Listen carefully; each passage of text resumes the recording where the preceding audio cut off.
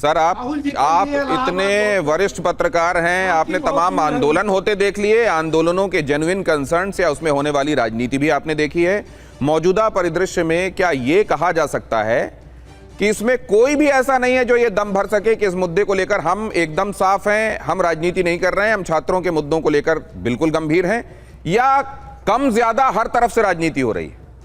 बिल्कुल दिनेश जी, हर पूरा political system इस समय छात्र नहीं, उसको वोट दिखाई पड़ रहा है। लेकिन मैं बहुत तारीफ करूंगा जब कभी भी कोई भी विजुअल जंतर मंतर का और रांची का पैरेलल दिखाया जाएगा तो इस देश की जनता समझ जाएगी रांची के छात्रों ने बहुत जेन्युइन मांग की थी।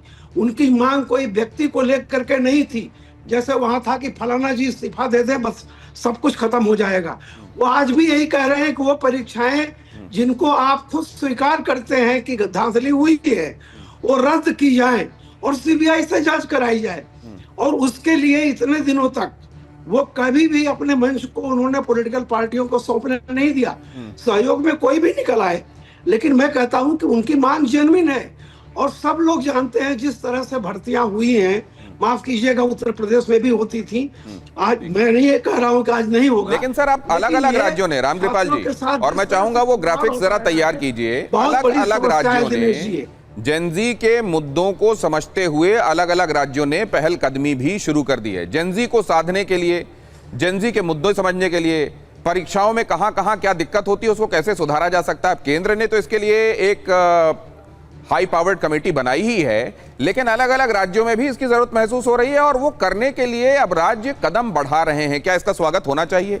क्या ये मौजूदा परिदृश्य में जो आवाजें उठाई गई, ठीक है कुछ भी परफेक्ट नहीं होता, लेकिन उससे कुछ यील्ड हुआ है क्या जिसको पॉजिटिव मानना चाहिए? जरा देखिए जेनजी को साधने के लिए तैयारियां क्या क्या हैं।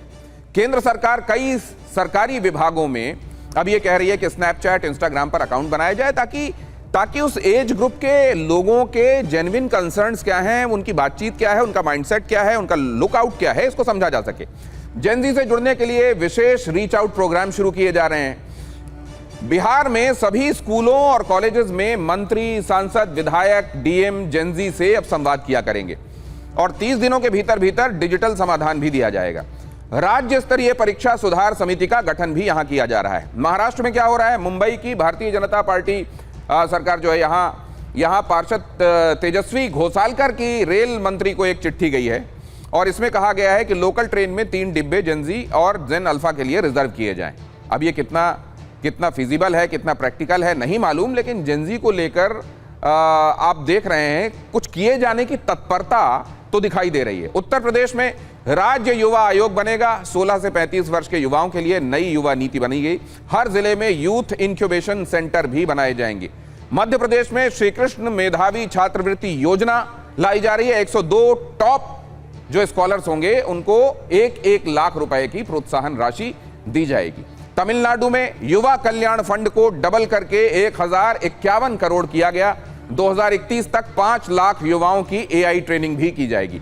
तो क्या ये जो हुआ, इसमें बहुत सारी चीजें ऐसी हैं जिनकी प्रशंसा हो सकती है, बहुत सारी चीजें ऐसी जिनको तटस्थ होकर देखा जा सकता है, बहुत सारी चीजों की आलोचनाएं भी। लेकिन क्या इसको लेकर क्लियर कट ऐसा नहीं कहा जाना चाहिए कि इसमें राजनीति ही हो रही है या इसमें मोहरा ही बनाया जा रहा है? इसको कैसे देखा जाए समग्रता में? क्या कौन से पॉइंट आपने शिवम नोट किए? बीच में आप कुछ कहने के लिए तत्पर थे। 4-5 चीजें सबसे पहले कही गई। एक चीज मैं कहना चाहता हूं कि इन्होंने कहा कि इनको तो ये भी नहीं पता कि किस डिपार्टमेंट के तहत ये सारी चीजें आती है। मैं सिर्फ एक चीज कहना चाहता हूं कि पर्सनल एडमिनिस्ट्रेटिव रिफॉर्म्स एंड राजभाषा अच्छे तरीके से मैं जानता हूं कि वो राधा कृष्णा किशोर के अंतर्गत आती है। लेकिन भाई हेमंत सोरेन जी के पास जो होम जेल डिजास्टर मैनेजमेंट आता है और ये जो लठ आपको दिखाई नहीं दे रहे, इनका क्या करोगे? ये अब ऐसा कैसे हो सकता है कि नहीं वो जो लाठियां जंतर मंतर पर पड़ी थी ना, वैसी नहीं हुई है झारखंड में। आप देख नहीं पा रहे हैं सुनील साजन जी, लोगों को घेरकर, महिलाओं को घेरकर, बच्चों को घेरकर पीटा जा रहा है।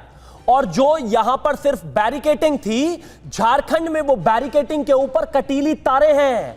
आंखें बंद हैं आपकी, आप देख नहीं पा रहे क्योंकि आपको सिर्फ अपना पार्टी हित देखना है। जेनजी या फिर एजुकेशन के मुद्दे से कोई मतलब ही नहीं है।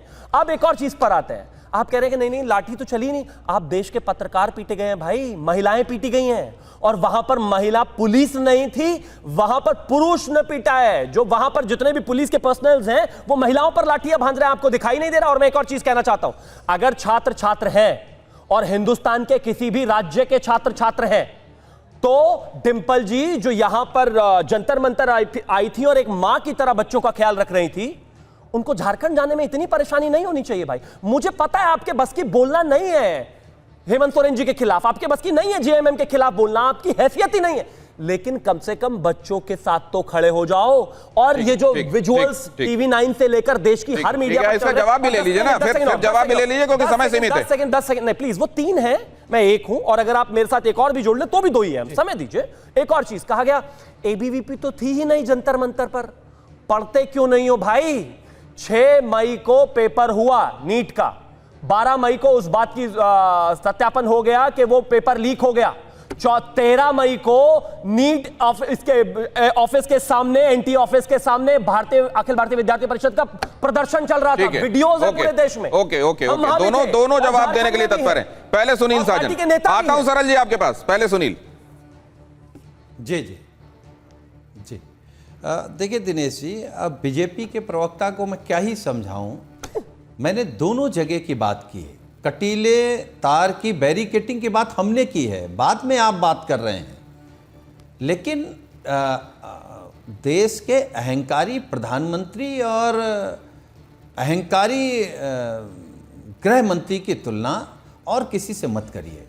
हो ही नहीं लोगों सकती। ने देश को बर्बाद किया, तो ये स्वीकार कर लीजिए। आप नहीं स्वीकार कर रहे हैं तो देश के नौजवानों ने स्वीकार कर लिया है। अभी आपके एक मंत्री को घुटने पर लाए हैं, यही देश का नौजवान, देश के प्रधानमंत्री डियर फ्रेंड जो कहते हैं। अब तो ये कहा जाएगा सुनील साजन जी, एक सेकंड सुनील साजन जी, अब तो ये कहा जाएगा कि दोनों ही मुद्दों पर, चढ़ावे वाले मुद्दे पर भी और परीक्षा वाले मुद्दे पर भी, जब सरकार बोलने के लिए तैयार थी, गृहमंत्री बोलने के लिए तैयार थे, तब विपक्ष सुनने के लिए तैयार नहीं था। और आज गृहमंत्री जी आकर बोलने के लिए जवाब कहते हैं वो अब तो नहीं मान